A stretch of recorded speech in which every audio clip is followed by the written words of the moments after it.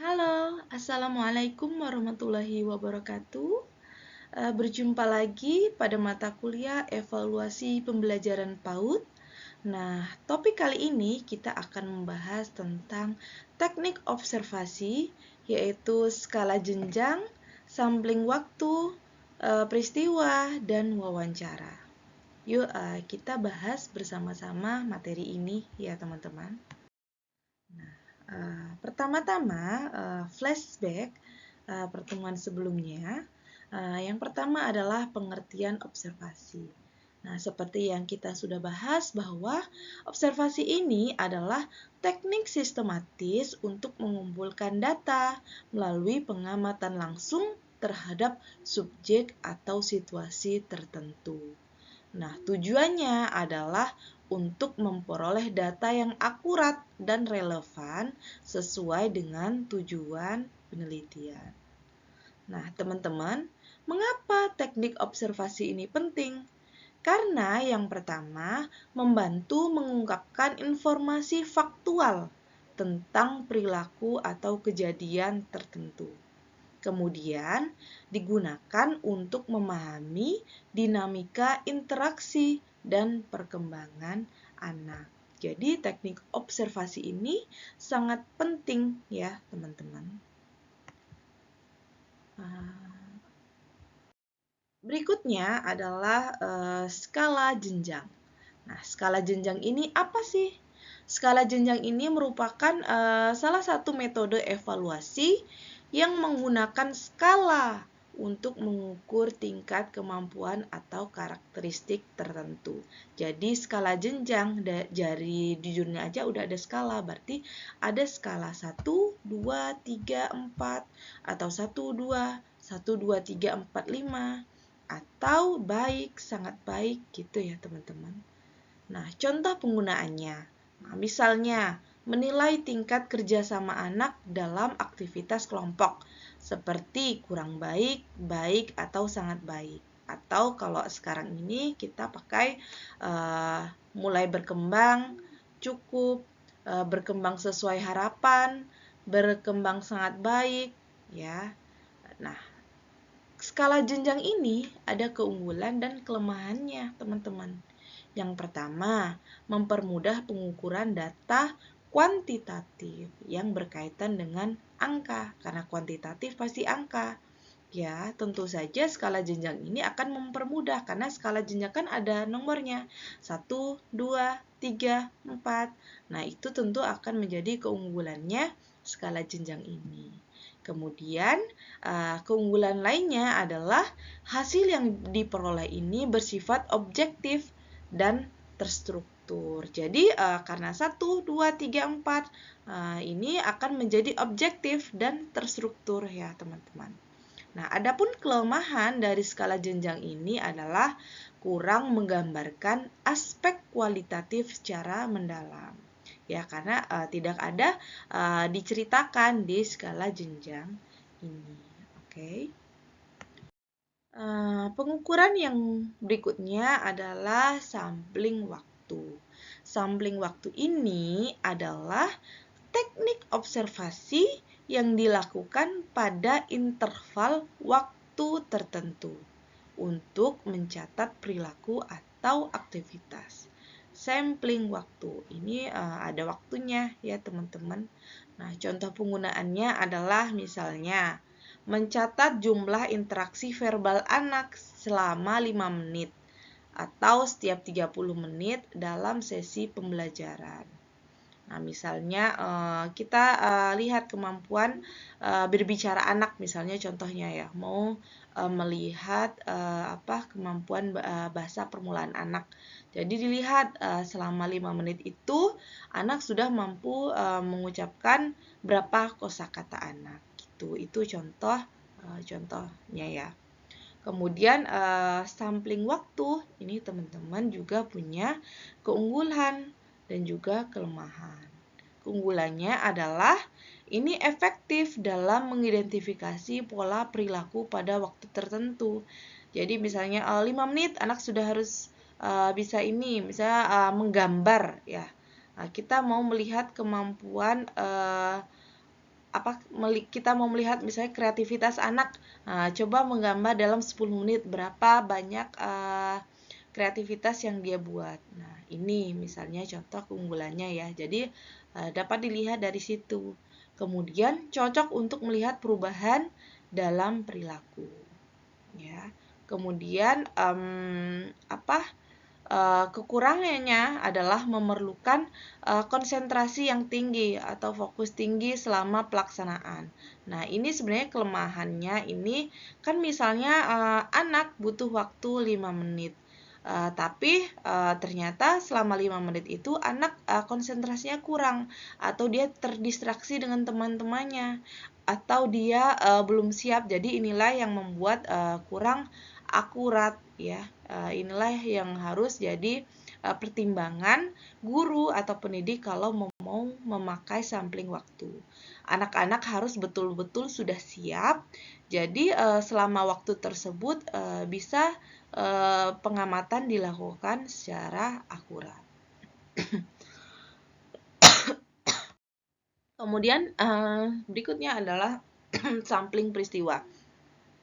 Nah, ini adalah observasi yang dilakukan hanya ketika peristiwa tertentu terjadi. Nah, jadi sampling peristiwa ini hanya dilakukan saat kejadian itu terjadi, ya, spontan ya. Misalnya guru melihat, si anak membantu temannya, kan misalnya si guru mau melihat kemampuan empati atau kemampuan berbagi anak misalnya. Jadi waktu berbagi, ini tepat nih pas waktu anak berbagi langsung dilihat ya sama bu gurunya. Nah, contoh penggunaannya ini dengan merekam reaksi anak saat diminta untuk berbagi mainan atau mengikuti instruksi yang sulit ya. Jadi dia guru merekam kejadian tersebut. Nah, sampling peristiwa ini punya kelebihan dan kekurangan. Nah, adapun kelebihannya yang pertama adalah fokus pada detail situasi spesifik. Ini ya karena dia spontan saat anak melakukan tanpa rekayasa. Jadi fokusnya situasinya itu lebih spesifik. Kemudian berguna untuk mengevaluasi respon terhadap konteks tertentu. Jadi ini kan bisa sangat bermanfaat untuk guru yang sedang melakukan evaluasi terhadap konteks tertentu. Misalnya mau mengevaluasi kemampuan motorik halus atau mengevaluasi kemampuan bahasa anak. Gitu. Kemudian kelemahannya tidak memberikan gambaran yang menyeluruh tentang aktivitas anak. Karena sampling peristiwa ini hanya berdasarkan peristiwa yang muncul berdasarkan aspek yang ingin diteliti, maka ini tidak memberikan gambaran menyeluruh tentang aktivitas anak. Kan anak dari pagi sampai siang itu banyak aktivitasnya, tapi karena yang diamati hanya sesuai aspek, maka ada kemungkinan bahwa aspek-aspek yang lain itu tidak teramati. Begitu ya teman-teman. Nah, selanjutnya adalah wawancara. Nah, wawancara adalah teknik pengumpulan data melalui tanya jawab dengan subjek atau pihak terkait untuk memperoleh informasi mendalam. Nah, contoh penggunaannya adalah menanyakan kepada guru tentang perkembangan sosial anak dalam kegiatan bermain. Ini kenapa ini contohnya menanyakan kepada guru, karena misalnya ini adalah mahasiswa atau dosen yang mau melakukan penelitian. Jadi yang diwawancarai atau yang ditanyai itu guru, bisa kepala sekolah gitu ya. Atau kalau guru mau melakukan penelitian atau sedang mengamati anak, ya berarti boleh bertanya kepada anak Bertanyanya tentu saat anak melakukan kegiatan atau saat anak lagi good mood, jadi enak ditanyakan. Atau juga kepada orang tua. Jadi wawancara itu bisa kepada anak, kepada guru, kepada orang tua, atau wali murid, misalnya kepada nenek, kepada teman-teman si anak, juga bisa juga kepada kepala sekolah. Tergantung pada konteks apa atau aspek apa yang sedang diamati. Tergantung pada kebutuhannya ya teman-teman. Nah, wawancara ini juga memiliki kelebihan atau keunggulan dan juga kelemahan. Yang pertama, keunggulannya adalah menggali aspek yang tidak terlihat dari observasi langsung. Jadi, kan kalau kita amati misalnya si A, dia sudah mampu membantu temannya. Kemudian dia sudah bisa ini, sudah bisa itu. Nah, jadi tapi ternyata di balik yang dia lakukan itu ternyata ada aspek yang tidak terlihat ya. Kemudian dapat memberikan konteks yang lebih luas terhadap temuan observasi. Nah, jadi kalau yang sudah diamati apa saja, nah wawancara ini dapat memberikan konteks-konteks yang lebih luas, dapat temuan-temuan yang lebih banyak lagi, lebih luas lagi, ya. Kemudian kelemahannya, memang wawancara ini akan memakan waktu yang lebih lama dibandingkan teknik lainnya, ya. Karena misalnya wawancara anak tentu membutuhkan waktu tunggu anak siap, moodnya sedang bagus, anak sedang siap menjawab, ya. Kemudian kalau mau wawancara sama orang tua tentu harus menyusun jadwal dulu dengan orang tua, kapan orang tua siap diwawancara. Nah, wawancara ini juga bisa dipengaruhi oleh subjektivitas responden.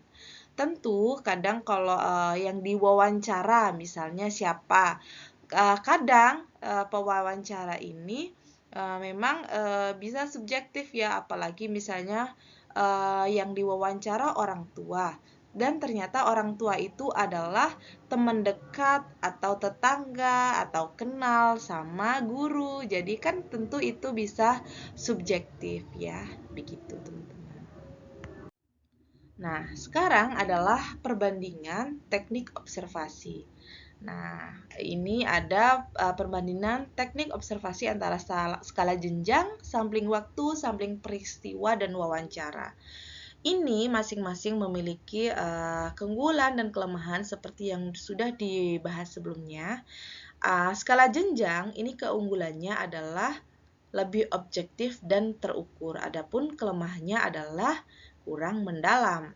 Nah, sampling waktu ini keunggulannya mengamati pola perilaku. Kelemahannya adalah memerlukan konsistensi. Nah, adapun sampling peristiwa, keunggulannya ini fokus pada situasi tertentu. Adapun kelemahannya ini tidak menyeluruh. Nah, wawancara ini keunggulannya informasinya lebih mendalam. Tapi kelemahannya waktu pelaksanaannya lebih lama, ya. Nah, jadi rekomendasi penggunaan teknik.